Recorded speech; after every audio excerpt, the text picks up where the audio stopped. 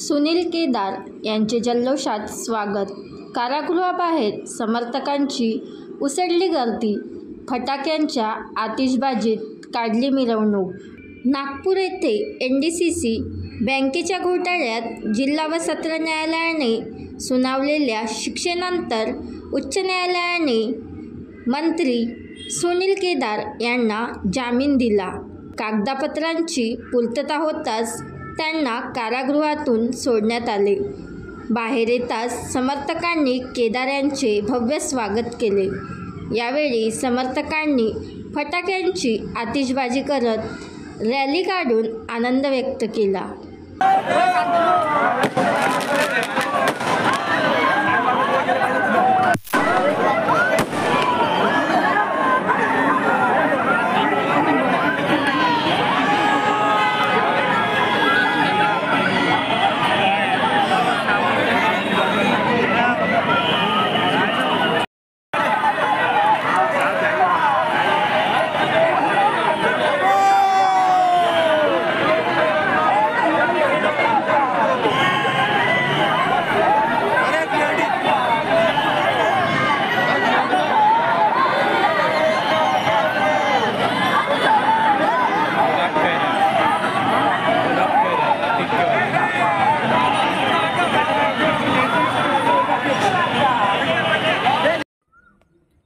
बनवा व्हिडिओ, पाठवा व्हिडिओ, आम्ही तुमच्या न्याय हक्कासाठी लढा देऊ।